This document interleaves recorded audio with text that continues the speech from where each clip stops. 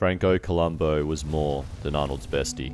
It is a name that will forever be synonymous with strength, muscle density, and the golden era of bodybuilding. He would make a name for himself through excelling in numerous fields including boxing, bodybuilding, personal training, and acting, and later as a chiropractor. Behind this legend lies a story of triumph and tragedy, a life cut short but never forgotten. This is the entire life story of Francesco Maria Columbu.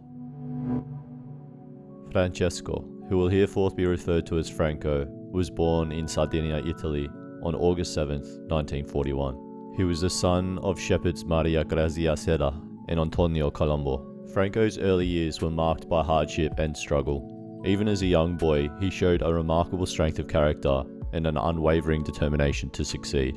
This was evident in his drive and focus in any given field. He had a fire inside of him which pushed him to be the best. This focus and dedication led him to pursue a range of sports, most notably boxing, in which he would become the amateur boxing champion of Italy. He himself stated, "I was always skinny. Until I was 11, I got beat up a lot. Then one day, I started beating people up. Nobody could touch me." Interestingly, he worked as a shepherd while training as a boxer, and he won over 30 fights as an amateur before quitting the sport in favour of weightlifting and bodybuilding. On this, he also stated, "Boxing's too rough on your face and head," later remarking, "Boxing is a great sport, but it's really, really tough." In the early 1960s, Franco emigrated to the United States, where he would pursue his dreams in bodybuilding, and it was here that he would make a name for himself as one of the greatest bodybuilders of that era, earning him the nickname, the Sardinian Samson. He later met Arnold Schwarzenegger at a bodybuilding competition in Stuttgart, Germany, and would later form a lifelong friendship with the Austrian Oak. Today is our 51-year anniversary, which means that Franco and I met on a bodybuilding powerlifting stage in Stuttgart, Germany in 1965 on October 31st. So think about that, 51 years ago. In his prime, Franco's statistics included 185-pound stage weight, or 83.9 kilograms, 5 foot 5 inches tall at 165 centimeters, and 19-inch arms and a 50-inch chest. As far as competitions are concerned, in the 1960s, Franco would compete in the 1966 Mr. Europe, in which he placed 4th, 1968 NABBA Mr. Universe, where he won the most muscular, placing 2nd in the short category, 1969 IFBB Mr. Europe, where he won 1st in the medium category, 1969 NABBA Mr. Universe, where he won the most muscular, placing 1st in the short category, 1969 IFBB Mr. Universe, where he won the short category, and the 1969 IFBB Mr. World, in which he would also place 1st in the short category. In that same year, Joe Weider sponsored both Arnold and Franco and gave them $80 in allowances per week to train in America. To pay their way and continue living in America, the two started a bricklaying and patio business called European Brickworks in 1969. Here's footage of Arnold proudly showing one of his brick and concrete walls, which he and Franco built, which still stands firm. Well, this is the wall that Franco and I built in 1971. So we're talking about 45 years ago or Yes. so this wall was built. I mean, it's unbelievable, and it's still standing. And remember, we gave them a lifetime guarantee. So I see some problems up here, Franco. But it's a minor I thing. think that we have to come back and fix it. You mix the cement, I put it, I fix it, and we don't get paid. Exactly. We don't even get paid. No, we don't know because it's a warranty. It's under warranty. Oh, yeah. It's We a got to keep lifetime- the promise. Lifetime warranty. We got to keep the Exactly, promise. that's right. Throughout the 1970s, Franco dominated the bodybuilding scene, winning numerous competitions and earning the respect of his peers and fans alike. The most notable accomplishments of Franco on the bodybuilding stage include the 1970 IFBB Mr. Europe, in which he placed 1st in the short category and was the overall winner, 1970 AAU Mr. World, in which he won the pro short category, 1970 IFBB Mr. World, in which he won the short category.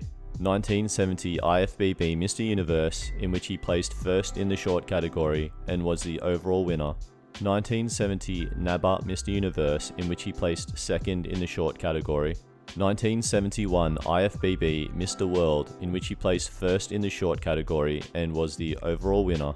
1973 Mr. Olympia, in which he placed second.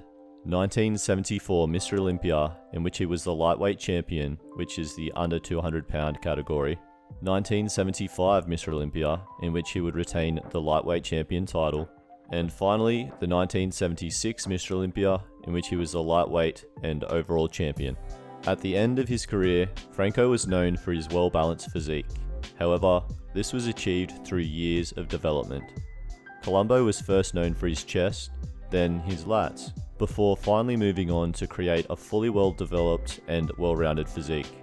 Franco confirms this, once stating, "First I was known for the chest, then I trained for a few more years and I was known for my lats." It took a while for the whole thing to come together. That said, Franco's talents were certainly not limited to just the bodybuilding stage. He also found some success in Hollywood, appearing in several films alongside his bestie, Arnold Schwarzenegger. The majority of these were released in the 80s and 90s. However, in the 70s, Franco would feature in Stay Hungry in 1976 as Franco Orsini, and secondly in Pumping Iron in 1977 as himself. Interestingly, in this same year, Franco would also place 5th in the World's Strongest Man. His strongest powerlifting records include a bench press of 525 pounds or 238 kilograms, a squat of 655 pounds or 297 kilograms, and a deadlift of 750 pounds or 340 kilograms. These two worlds would collide, particularly in a scene from Pumping Iron, which was filmed in his native Sardinia. In this scene, as you can see, he was shown lifting the back end of a car and casually swinging it over to the curb. Pretty easy parallel park if you ask me. And he was also shown blowing up a hot water bottle with just his mouth power.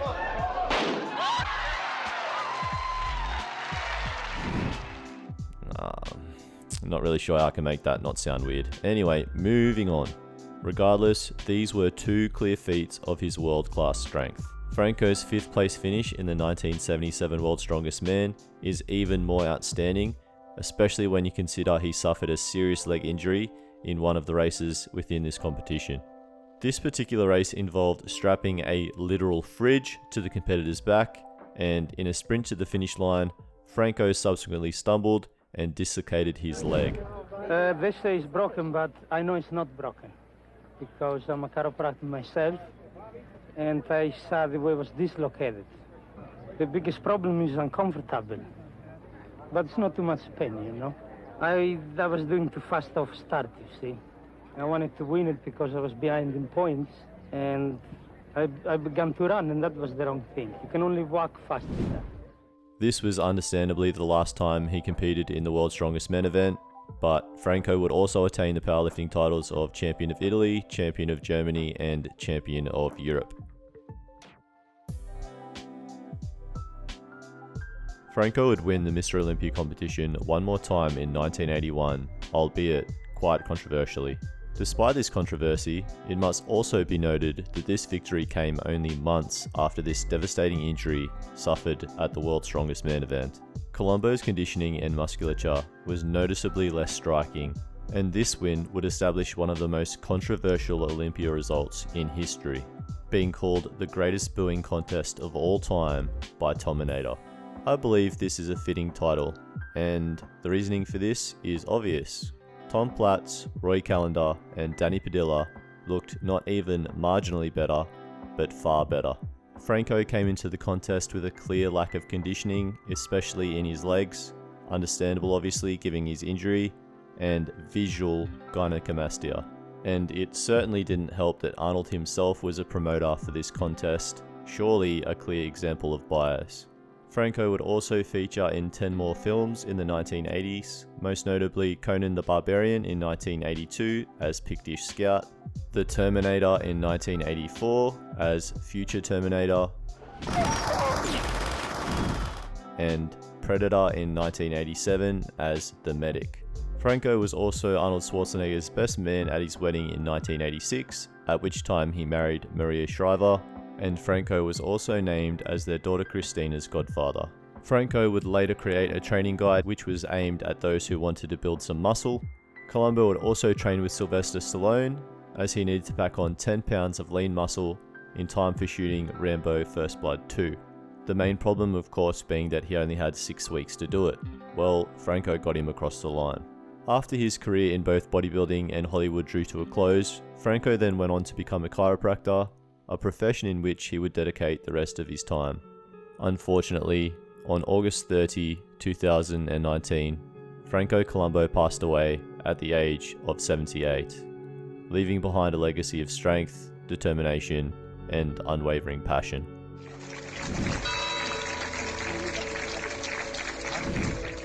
Franco and Schwarzenegger remained very close friends until Columbu's passing, with Schwarzenegger stating in 2016, "He was my favourite training partner 4 decades ago, and he is my favourite training partner today." This friendship was evident in the bodybuilding docudrama Pumping Iron. Though his physical presence may be gone, his spirit lives on in the hearts of all of those who knew and admired him. Franco was a trailblazer in bodybuilding. His incredible physique and unmatched strength pushed the boundaries of what was possible and inspired a whole generation. Are you a bodybuilding fan?